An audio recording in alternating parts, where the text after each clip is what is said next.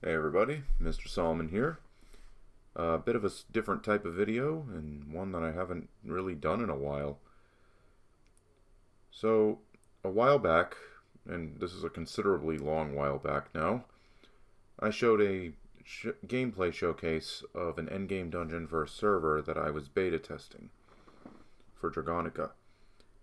That server was called Dragonica, and, well, I'm pleased to announce that it's going to be entering its final beta before officially launching. So a bit of background about this server.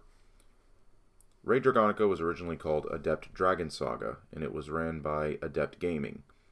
They're I can't really give too much of a background on them because I don't know enough, but it's ran by a gentleman named Seichi. He does a good number of servers for different games, and Dragon Saga was one of his projects. He enlisted the developer of this server, Fisolino, and something between the two happened. I don't want to get too much into it. Some personal details, some inter organizational details, stuff that I'm not affiliated with, so I can't really get into it for you. However, Fiso broke free of that and with some other members of his staff created a new version of the server called Dragonica. That's why this server has had a number of rocky beta history to it.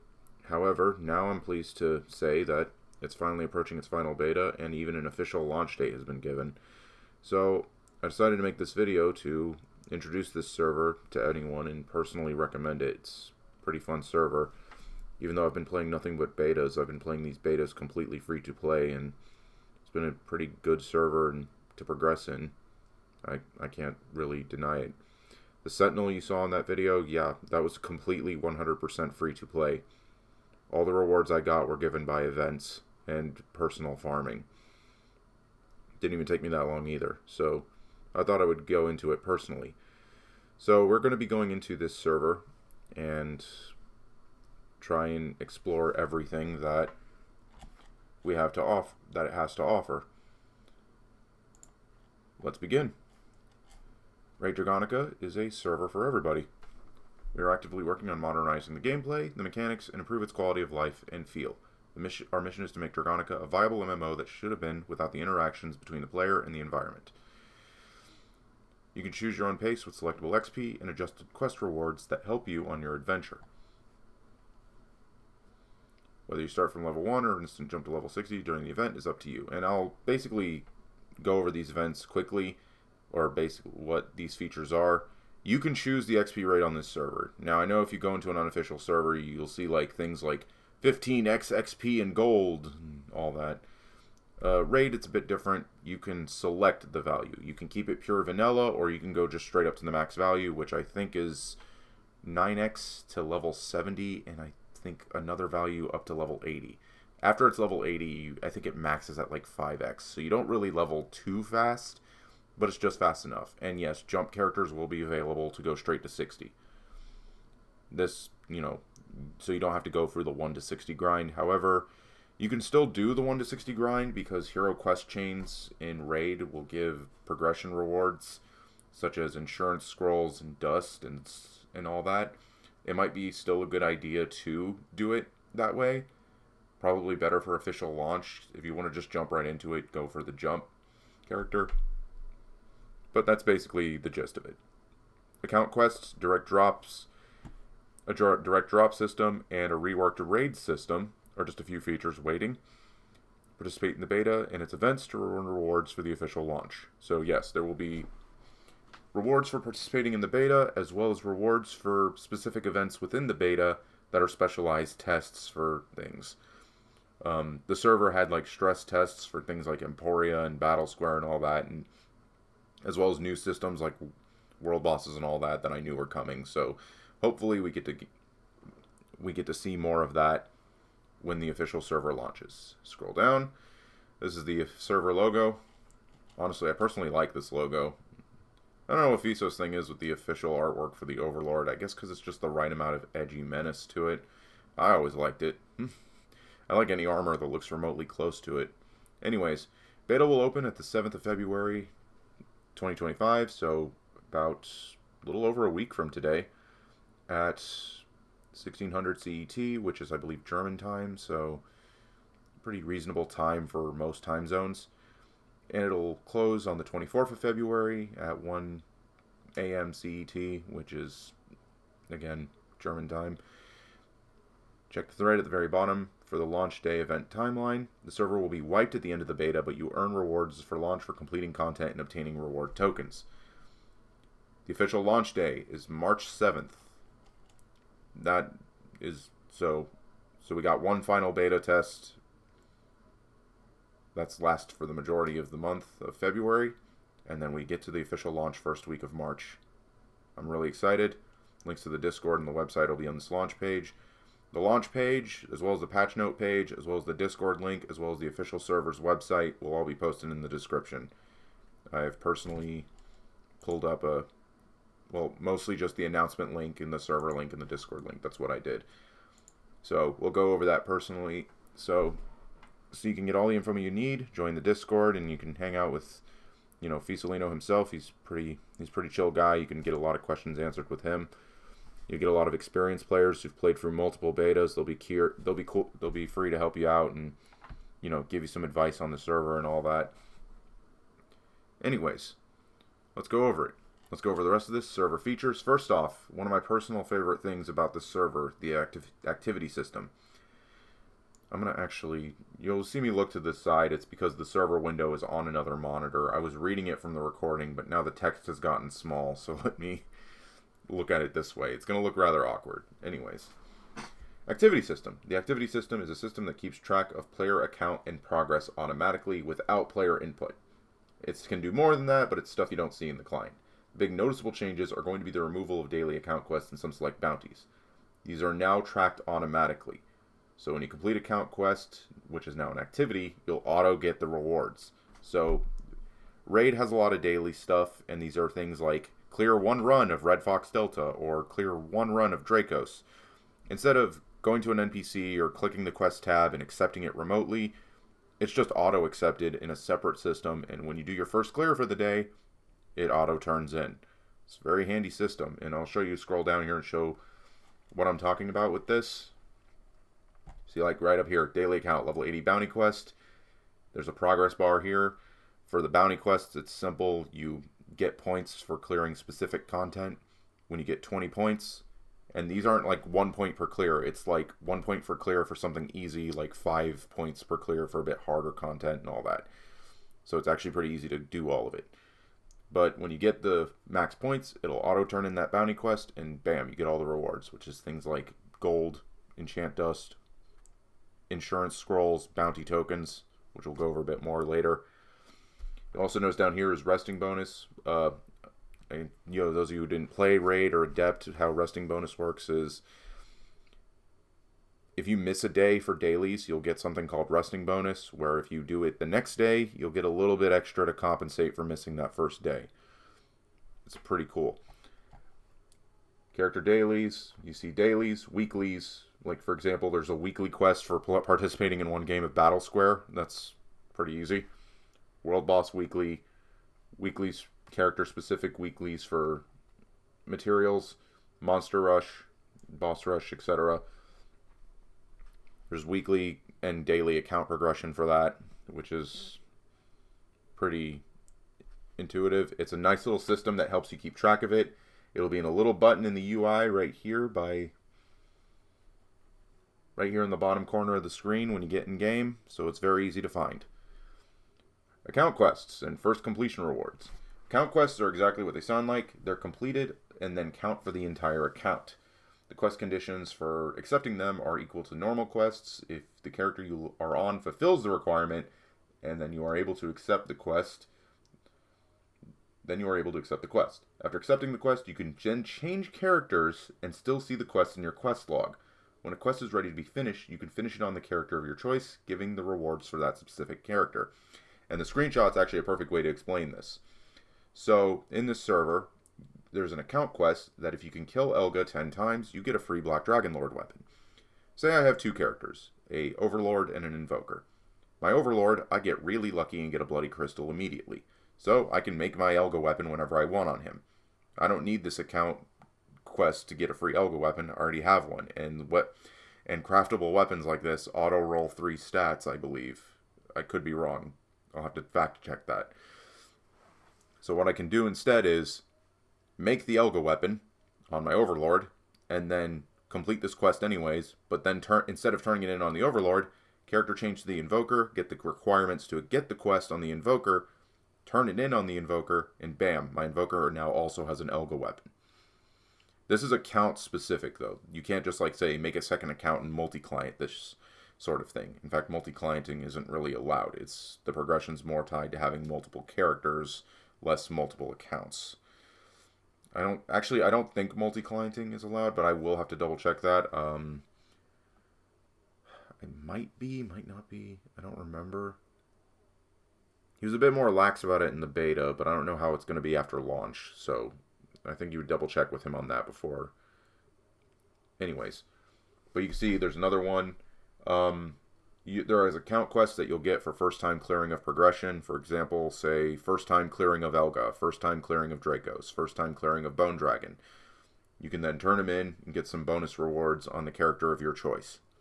So you get a first clear on one character, you can hold the reward until later for another character.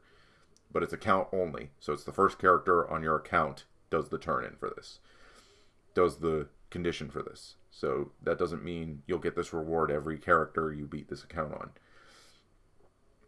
Selectable XP, just exactly what I said. Instead of having fixed server XP that might be too fast or too slow, you'll let you choose. So you can choose base 1 times experience. It maxes at 9x for up to level 70. Then after level 70, the max goes up to 7x, up to level 80, and then after that, it's 5x. Leveling isn't that difficult in this server. Verglis Ridge F1 scales up to level 99, so you can basically, the cap is 95. The cap is 90. Verglis Ridge scales up to 90, and it's a good XP if you get the multiplier and use potions and beans. It's very fast experience.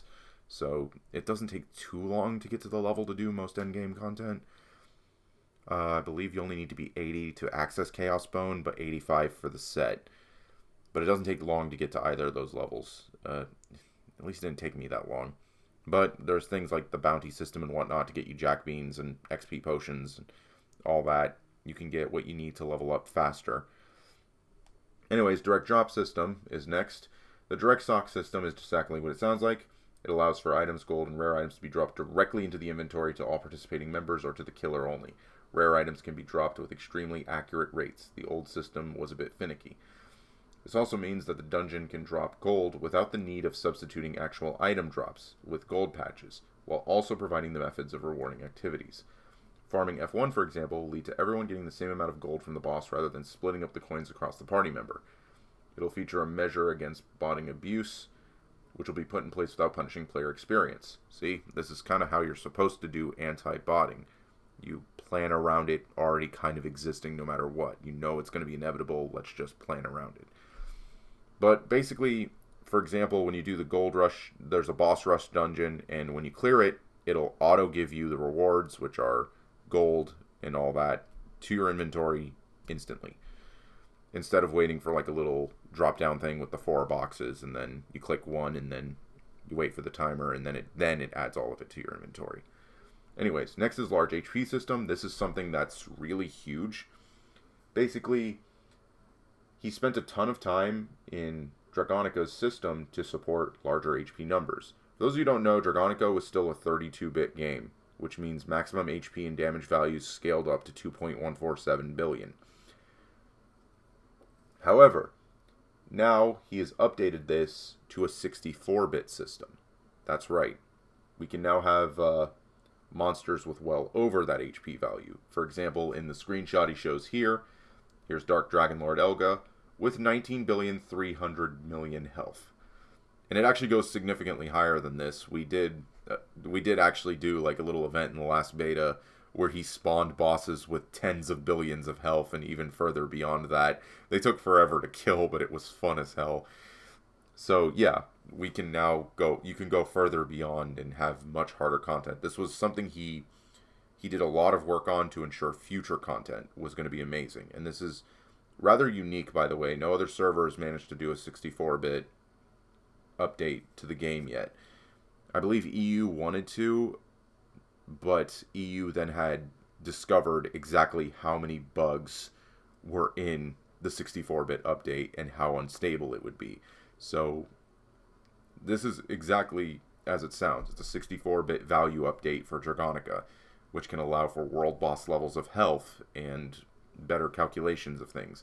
There's a lot more that goes into it, but in the gist of it is, we can now have proper raid and world boss levels of health for endgame content, which is going to be really fun.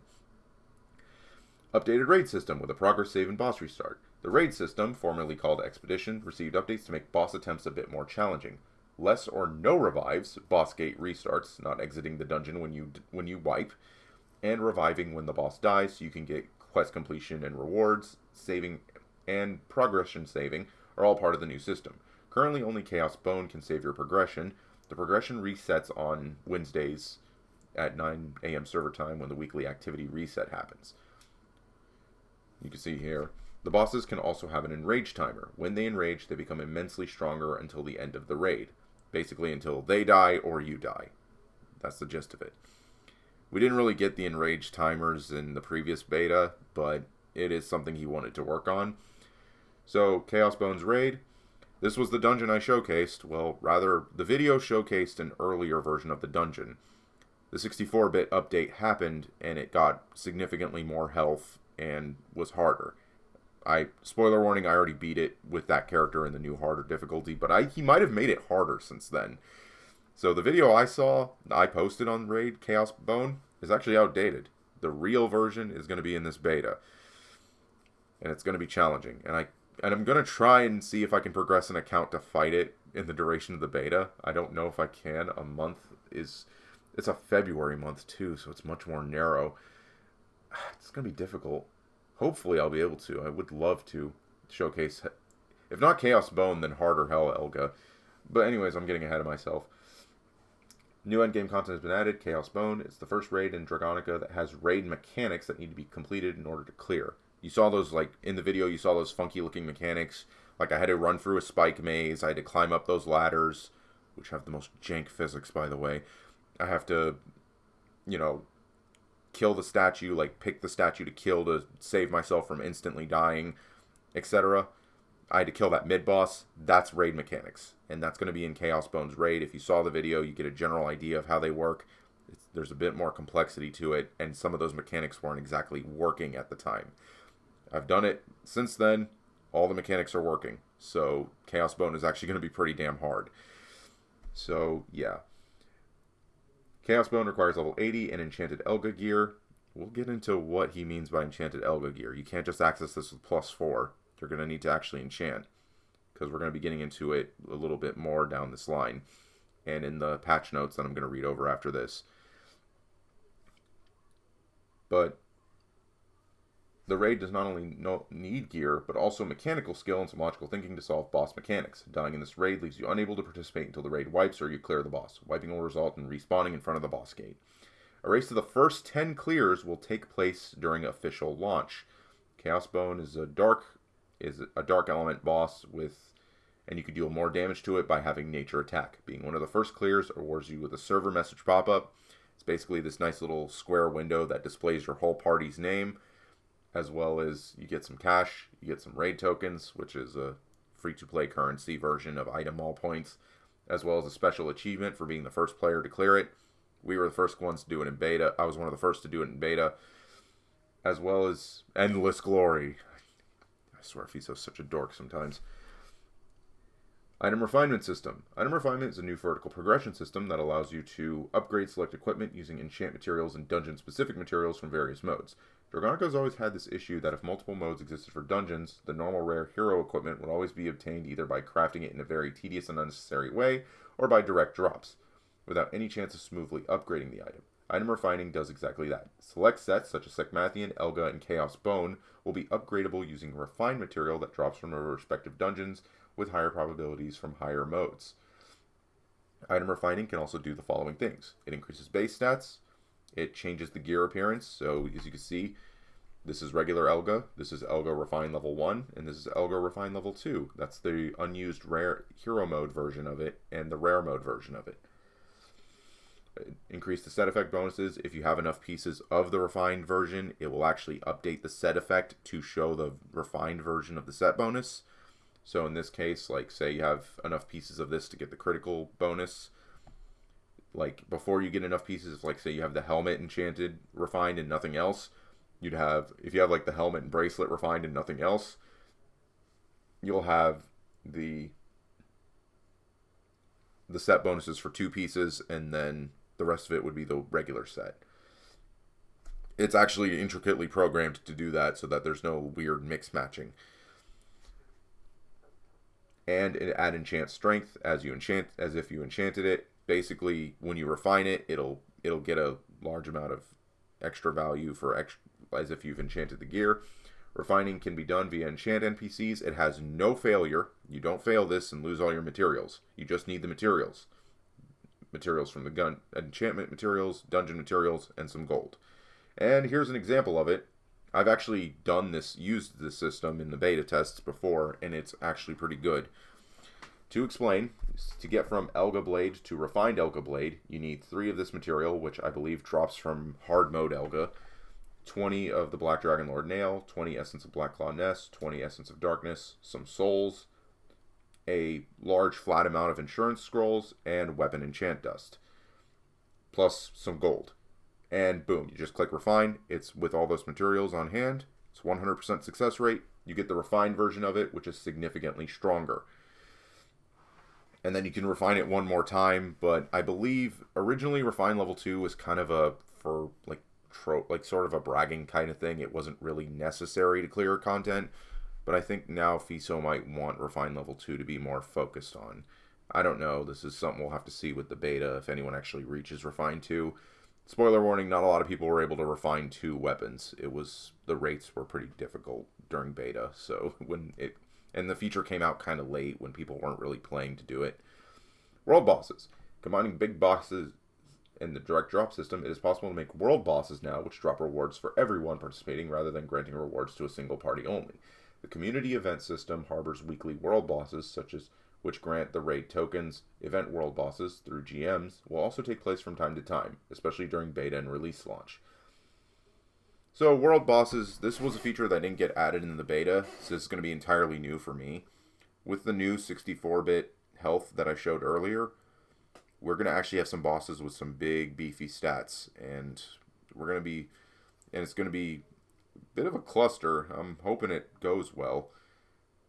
It's stable, no one disconnects or crashes or nothing, but basically world bosses with unique drops, which give drops. You saw one of the activities had a world boss weekly, so killing it at least once a week will be good for regression. Reworked F6 accessories. Old F6 accessories were a pain to farm. You needed perfect hunches, billions of runs to complete all 15-star rings. The system is thrown out the window and replaced with a farmable accessories equipped on the item mall. So I'm going to explain that real quick. So in Raid, item mall sets, like cosmetic sets, are purely cosmetic, with the exceptions of some gear purchasable through raid tokens and the accessory sets and these accessory sets. These were accessory sets, but to explain, and the reason for that is because in Raid Dragonica, Soulcraft effects are a bit like you can get multiples of a certain stat, and that kind of makes up for, no stats on item all gear. And one of the things they have is these new F6 accessories in the item all slots with better and more balanced stats, as well as a multitude of build options like damage, crits, supporting, tanking, utility. The necessary accessory tokens can be farmed in Monster Rush with every character every day, stacking up to 10 on rested days, which can then be done all at the same day. So the Monster Rush mode will give the materials for this, and if you get enough of them, you can combine to make these accessories. This is one example of it. The 10-star Necklace of Destruction. It gives boss damage, which is a percentage damage bonus exclusively to boss enemies, and critical damage. It also will give you min and max magic min and max attack stats. It can be soul crafted. They're level 60, so their soul craft values will actually be pretty decent. They can't be enchanted, but I think you can socket them though, but we don't have accessory sockets yet, so. Anyways, now this is one of my personal favorite things, and that's the dungeon UI and dungeon modes. So you can enter almost any dungeon from a city, and it lets you enter Channel 100 from any city. So you can enter Black Claw Nest Outpost from Port of Winds without having to run through Edge of the World, and then get knocked down by a random dragon. Dungeons have been reworked to have multiple modes like normal, hard, and master, each providing more difficulty at higher levels while also giving weekly character rewards. So you can see here, there's Lavalon, there's a normal, hard, and hell mode, master mode. You can see the drops here that come when you click the dungeon, it'll show possible rewards with like unique rewards if you go into hard and hell mode. I call it hell mode, it's actually just master mode. You see there's requirements, it'll show you the quest you need, additional weekly character rewards, the level requirements. That's something I'll go over later. This gear score, I'll have to go over that later, but you'll see, because that's going to be another new feature for me. There's features here that I have not tested, so I'll be experiencing this just as everyone else is, without some tester advantage. Raid tokens, formerly mileage. Cash farm substitution. Farming cash on a server significantly reduces the lifetime of a Dragonica server. Farmable cash is often done to mask it as free-to-play friendliness. The truth of the matter is that everyone can farm infinite cash on those servers and reach the endgame very, very quickly. Or slower if you think about, basically he's referencing an old server that he was prominent in. And at one point, don't even have the need for an economy. The features I've created on Raid Dragonica allow for me to put a limited reward opportunities which are time-gated to reward a secondary premium currency that can buy items like accessory tokens and costumes with stats. At the same time, it offers players who buy cash to purchase tradable raid tokens and sell to players with gold, which further boosts economy. Some pay-to-win that should be sold for cash, and items like entirely new cash costumes in the future will stay in the cash shop for cash, but all other stat-relevant items can be farmed with raid tokens. So raid tokens are sort of the free-to-play item mall currency. The shop for raid tokens will be in the item mall. You'll see it, obviously. And yeah, it'll have things like, if you get a large number of them, you can buy a high-star item mall accessory.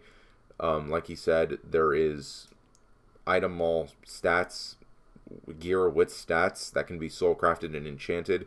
Like old Keymart wings are now an item mall cape that gives the same agility value as before.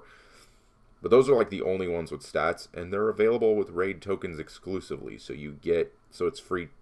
A free to play player can farm enough tokens and get the whole set of everything, which is like a hat, which is like the Hookah or Alvita hat, the Bubo shoulders, Keymart wings, etc. That was on my Sentinel because I farmed the raid tokens for him. I got the raid tokens from like events and stuff. Anyways, Chaos Continent expansion. Feeling nostalgic? Dive into our endgame content. Fighting back Elga's forces in the war 1,000 years ago and master the elements. Face off Chaos Bone, who is imbued with the element of darkness, ready to bring fear to anyone daring to challenge him. So, after Elga, there is an endgame version of the old continents from original Dragonica, like Chapter 1 and 2 Dragonica. I think it's actually the Chapter 1 world map, actually, if I'm thinking about it. But you can go through that old continent, explore it. Within them are element dungeons that you need to find and do the quests for. And it ends currently with Chaos Bone, eventually going up to Chaos Allura Camp, where there's going to be new endgame content afterwards. This is where the current endgame story goes. So, yeah, it's very interesting to explore those old maps and how they used to function, as well as, finding your way through them to get to Village of Ash Mist, to get to Chaos Bone. Boss Rush. Boss Rush is a limited mode that requires an entry ticket. You'll face off scaling bosses from the game up until Elga. The rewards include XP potions as well as gold, Soulcraft expanders, and expander scrolls. Boss Rush, you'll get the ticket from, Monster Rush, and it starts with like Dr. Farrell goes up to like Lavalon, or Paris Inspectors goes up to Lavalon, goes up to Akanai, goes up to Reviewis, goes up to Kandara, goes up to Red Fox Delta, goes up to Bone, Dracos, and then finally Elga. It's as simple as it sounds. You go through each boss. You kill them, a portal opens to the next one. It's a simple boss rush. It's nothing amazing. It's nothing like complicated. Remove the production system. Yep, there's no production in this server. All the relevant items get moved to other content. Reworked socket cards. Element cards were reworked to be now endgame focused. You can now only put them on level 60 plus gear. It says basically level 7 is 60 to 79 and level 8 is 80 plus. Their effects and balances were adjusted. Stats like aim and evade were removed. Boss damage and groggy damage are added. Socket cards can be dropped from dungeons. Socket cards can be upgraded via NPCs and can also be dismantled into broken socket cards, which can be then traded back for random socket cards again.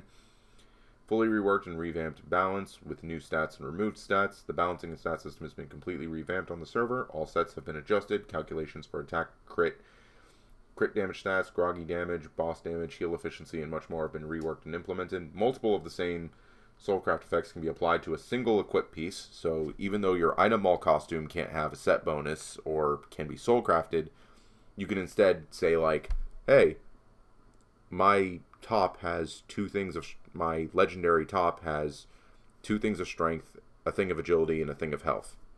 Wait, I have 2 things of strength. How's that possible? Yep, that's because that's how a Soulcraft works in this server. So you can focus on building whatever you like. This way you're not forced to just, rush a specific costume set. You can then just randomize your gear to have multiple of the same stat. Rebalancing skills and true scaling. Every class is viable and playable in PvE. There were some minor reworks accommodating for the removal of aim and evade. The real actual item tiering system. We don't just slap a tier 2 on higher level equipment. We have an integrated tier system that fundamentally changes how items interact with systems like enchanting and soulcrafting. Higher tier means they have stronger enchants and require higher tier materials to be enchanted. Switching from normal tier to chaos tier will significantly boost damage and defenses with just a few enchants. For example, this is a chaos bone spear, which is the only tier 2 weapon is chaos bone. And yeah, it's significantly stronger than it gets significant. It doesn't take as many enchants to match a high enchanted Elga weapon. Of course, the enchant system kind of got reworked in this. I'm going to go over the patch notes. I'm already... Oh god, I've been recording for a while. Anyways, we'll go over the patch. I'll post a link to the patch notes in the description to sort of explain, but enchant values kind of got reworked with this update. So we can expect to see better values from lower enchants, but those enchants are a little harder to get to. That's less of just spamming F1 at a blacksmith and now more, you get to the level you need to get. Reworked element system. Elements have received a massive rework in how they work. One big downside of old elements was that the element attack would always carry a flat added bonus and any attack, which is then reduced by weird calculations for resistances, which made some things imbalanced between classes and kind of useless for PvE. Element attack and defense are now percentage based. The percentage covers a portion of your skill damage into element damage. Example, if you have 20% element attack, it multiplies your skill damage by 1.2, which that extra 0.2 is pure element damage, which can then be reduced by elemental defense, which is also a portion converted from the target's overall defenses. So you need to upgrade your gear. You still need to upgrade your gear. You can't just, say, okay, I have a full thing of max element attack. That'll carry me through the game because it's like tripling my damage. No, you still need to get the attack value to hit the normal damage in the first place. Any elite boss with element stat bar displays how much element damage is being reduced or increased if negative. If a boss displays more than 100, your normal damage will not be reduced. For example, if you have 20% element power, hit 1,000 damage, it'll do 1,200. But if the boss has negative 50, that element power gets multiplied instead of the overall damage. And the final skill damage is 1,300 instead. Does not account for normal defenses. In this example, it's a 30% damage increase overall. Better item, reward, and distribution system. Cash shop gifting is removed and is now utilized as a gift and compensation distribution system. Beta rewards and compensations will be sent as a cash shop gift and can be redeemed on any character in any account.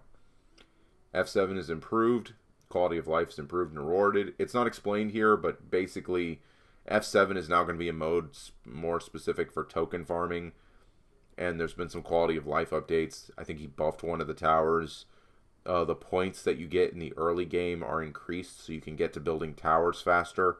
Bombs can be killed with normal towers, so you don't have to, like, you're not gimped trying to fight the bombs on a non-X attacking class. It's stuff like that. Again, patch notes for the beta will be in the description, and we can go over it then. Bounty token system for freemium. So, like I said earlier, we have a thing called the bounty system in Raid, where account daily activities and weekly activities will reward bounty tokens. There's a bounty exchange vending machine of Port of Winds. You'll get many things like skill resets, pet food, pet and mount food, account vault, stat resets, scrolls, randomizers, enchant scrolls, weapon armor dust, souls, XP potions, beans, Gata coins, you name it, revival feathers, you name it. This a good amount of stuff in this, and combined with other ways of free-to-play item mall progression, you can enchant your gear without having to spend a dime on this game. Daisy improvements. Essential items can be purchased from Daisy and Port of Winds. This includes things like fellowship medals, so you don't have to, buy it at the shopkeeper there. Randomizers, insurance scrolls, and My Home furniture, some of which do give buffs. They do expire, but they can be bought purely through gold, so you can farm the gold to replace them. As well as teleport scrolls for the different towns. And here's some miscellaneous quality of life. Paris and Dracos does not have reflect damage. Proper alias items for enchanting, refining, recipe, and soulcraft changing. Bound materials are used before tradable, so like if you have a bound weapon dust, it gets consumed before regular weapon dust. Premium can now be extended. You don't have to wait till it expires anymore. Fast X macro, hold as X spam in the skill window, so they have fast X attack. No need for, sandbox. Durability reduction was completely removed. You do not need to repair equipment at all. Sped up mission and reward end screen and trigger time, and other stuff. In the future, we'll work on more content, more in-depth combat, including new bosses with unique attack patterns. It's time for the tides to turn. And now for the beta events. Let's look at this. First off, the server opens February 7th. The first world boss spawns about 4 hours into the beta, which will reward raid token enchant dust for everyone participating in the battle, which is a direct drop. An EXO event starts the next day, which gives raid tokens to everyone that participates for the winners, and everyone gets a special balloon. A hide and seek event, which will happen on the day after, which is you get 10 single option randomizers and 500 raid tokens. And lastly, complete certain dungeons during the entire beta, must drop reward tokens to achieve, which gives raid tokens, enchant materials. Rewards will be automatically sent on launch day. And yeah, that's it. That's Raid Dragonica, an introduction to the server. There is a lot here that I'm looking forward to. And it's something I've been looking forward to for a while. I've been really wanting this server to launch and do relatively well because I genuinely like the server. I like the people who were behind this server. And, a lot of good friends of mine were playing this server with me. We were joking around and laughing around. So, yeah. But just as a reminder, I won't be doing this right at launch, but I will be doing it a few hours after launch, give or take. Personal schedules get in the way. The day of the server, I will be streaming. Basically, the day of the server launch, I will be live streaming the launch, and I'll probably live stream maybe a couple days after throughout it. Maybe throughout the beta, I'll do occasional streams on my free time. It really depends on my personal schedule. And that's kind of where my comeback is going to be. I'm probably going to get back into making Dragonica videos and, streams covering this server. So if anyone's looking forward to that, go ahead and subscribe.